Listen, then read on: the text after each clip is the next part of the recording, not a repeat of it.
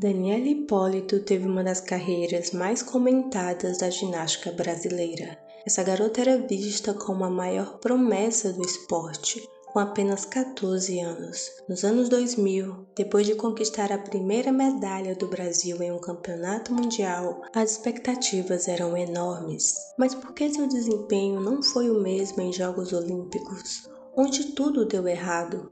O que impediu que ela tivesse grandes conquistas nas Olimpíadas, o evento mais importante da ginástica artística? São muitos os fatores que interferiram no seu desempenho. Então, para entender a história por trás de tudo, vamos voltar para quando Daniele foi descoberta pela primeira vez. Daniela Hipólito nasceu no dia 6 de maio de 1984, no estado de São Paulo. Sua história no esporte começou 4 anos depois, quando ela foi descoberta por um professor enquanto brincava de dar estrelinha no quintal de casa. Aquela movimentação fluida e graciosa não passou despercebida e ele logo a encaminhou para o ginásio do SESI, onde ela pôde dar início aos seus primeiros treinos. Aos 10 anos, ao perceber sua desenvoltura, principalmente no solo, o Flamengo firmou um contrato com Daniele, algo inédito no país por se tratar de uma ginasta tão nova. Além da moradia para ela e seus 2 irmãos, ela também teria acesso a uma escola, garantindo sua formação básica, além de um salário e emprego para seus pais, o que a deixaria tranquila para se dedicar integralmente ao esporte. Mas para isso, a família precisaria abandonar tudo e mudar de cidade. Vamos dar uma pequena pausa na história para analisar o desempenho de Daniele nas Olimpíadas. No ano 2000, Daniele chega às Olimpíadas de Sydney com apenas 15 anos de idade e logo na sua estreia ela consegue a melhor pontuação da história brasileira, atingindo o 20º lugar no individual geral. Isso prova que a ginástica brasileira, mesmo fora do pódio, estava em constante evolução. Não podemos esquecer que durante a preparação para esse evento, Daniela ainda estava se recuperando de uma lesão no tornozelo. Nos Jogos de Atenas, em 2004, o Brasil leva pela primeira vez uma equipe completa para a competição. E claro, Daniele também estava entre as representantes. Ela vinha se recuperando de uma lesão no tornozelo e outra no ombro. Ainda assim, ela conseguiu o 12º lugar no individual geral. Essa foi a maior conquista da ginasta em Jogos Olímpicos. Nas Olimpíadas de Pequim, em 2008, Daniele decaiu muito sua pontuação, ficando em 75º lugar no individual geral. Neste ano, ela enfrentava uma lesão no joelho e isso impediu que a ginasta entregasse todo o seu potencial. Nas Olimpíadas de Londres, em 2012, Daniele se desequilibrou logo no começo da sua apresentação no solo, mas não caiu.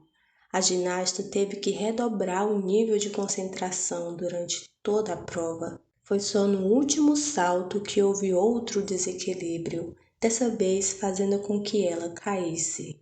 Por isso, sua pontuação foi tão baixa. Diferente dos treinamentos para as Olimpíadas anteriores, Daniele não tinha lesionado apenas o tornozelo, mas também adquiriu uma tendinite no ombro. Sua última Olimpíada foi no Rio de Janeiro, em 2016.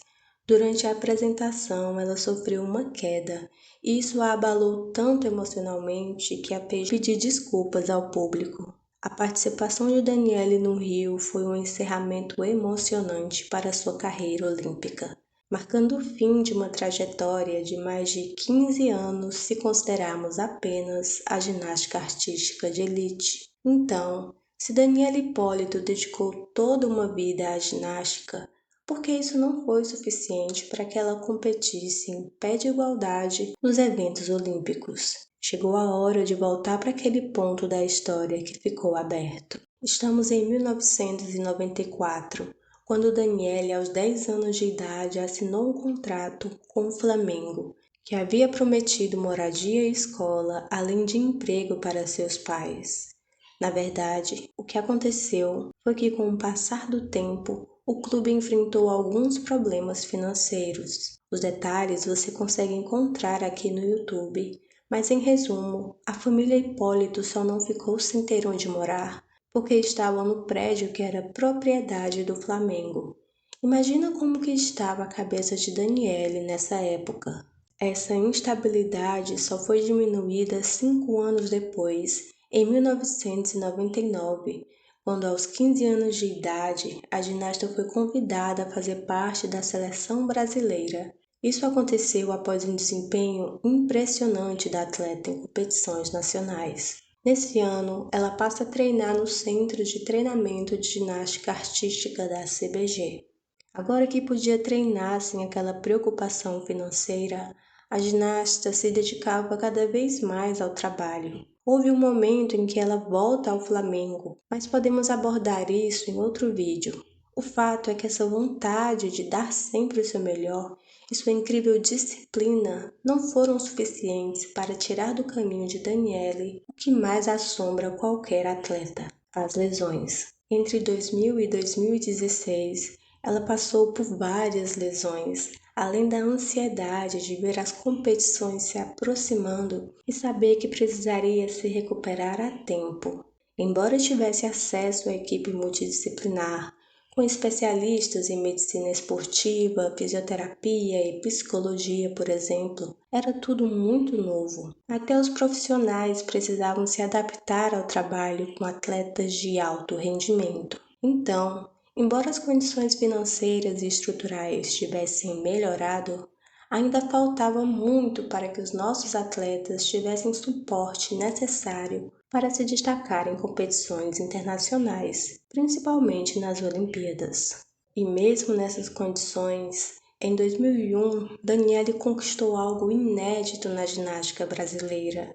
No Campeonato Mundial Gigante, Bélgica, foi no solo que ela conquistou a primeira medalha brasileira em mundiais, mudando o que o mundo pensava sobre as ginastas brasileiras. É interessante que sempre que eu estudo sobre atletas de alto nível, percebo o quão longe estou delas e ao mesmo tempo o quão curto é o caminho até lá. Curto não no nível de tempo, porque isso é muito individual, mas sim de coisas para se fazer até chegar lá. A excelência é trivial, é humanamente alcançável. Dá para chegar lá por meio de diversas conquistas isoladas, que juntas, olhadas de longe, faz parecer que a pessoa tem um superpoder, algo como se fosse um dom.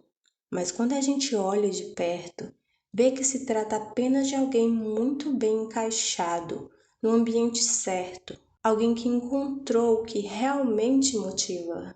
Quem acompanhava os jogos na época se impressionava com a evolução de Daniele no solo, e foi esse aparelho que a eternizou com a medalha de prata.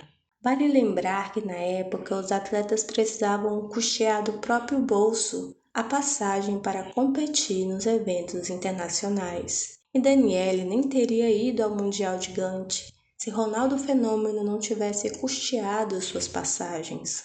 O sucesso não tem a ver apenas com o esforço individual, embora ele seja profundamente necessário. Daniele Hipólito era de fato uma ginasta ruim ou faltou o apoio necessário para se destacar ainda mais? Essa é a verdadeira pergunta. Daniele se tornou uma medalhista numa época improvável. A ginástica brasileira estava começando a melhorar em questão de estrutura para os atletas de alto rendimento. Mas quais seus pensamentos sobre Daniele Hipólito e toda a sua carreira? Deixe aqui nos comentários.